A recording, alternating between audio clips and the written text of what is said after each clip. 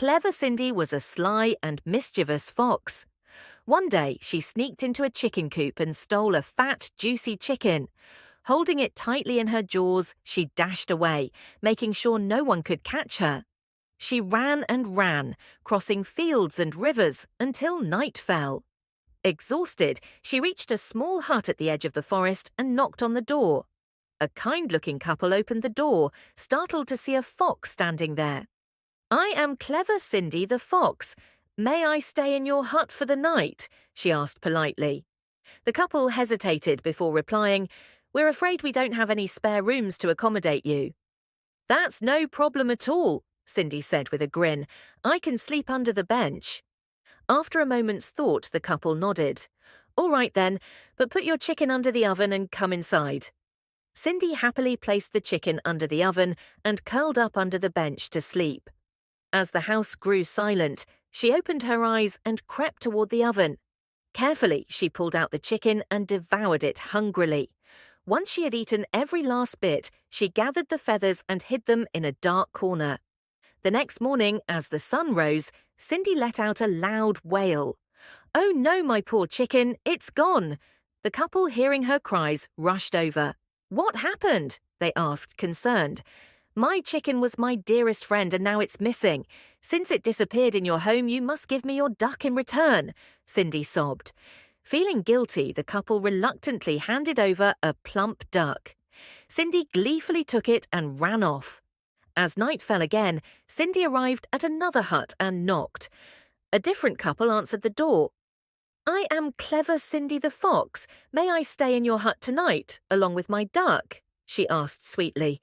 The couple exchanged glances before shaking their heads. "We don't have any spare rooms to accommodate you." "I won't be any trouble," Cindy promised. "I'll just sleep under the bench."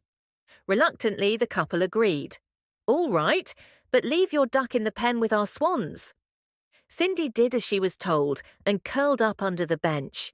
However, in the middle of the night, hunger struck again.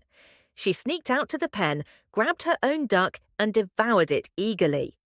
After eating, she carefully hid the feathers in the trash heap. Then she let out a loud wail. "My poor duck! It's gone!"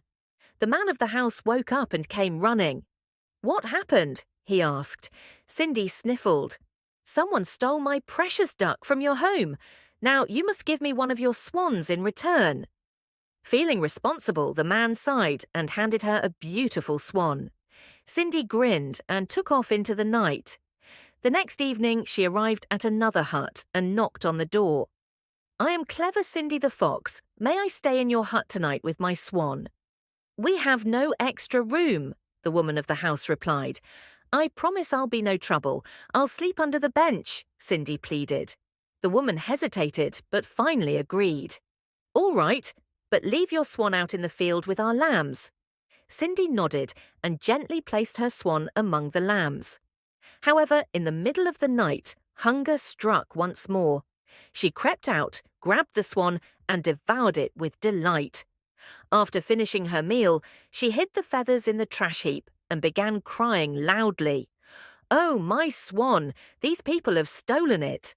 The man of the house woke up, looking troubled.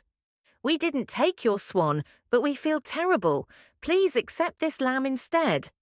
Cindy beamed as she took the lamb and ran off into the darkness. By nightfall, she reached yet another hut and knocked on the door.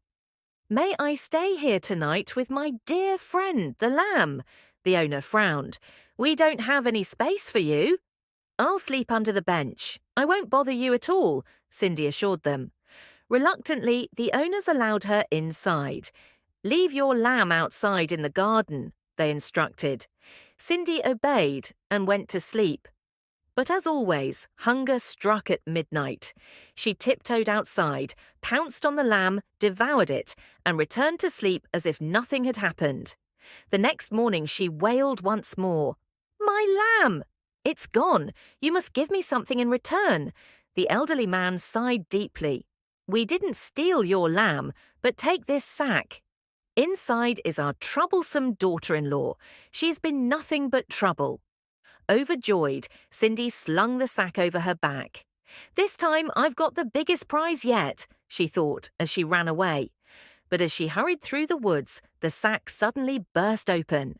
Out leaped a ferocious and terrifying dog, snarling with fury. Before Cindy could react, the dog lunged at her. With one swift attack, he tore her apart and devoured her, putting an end to her tricks once and for all.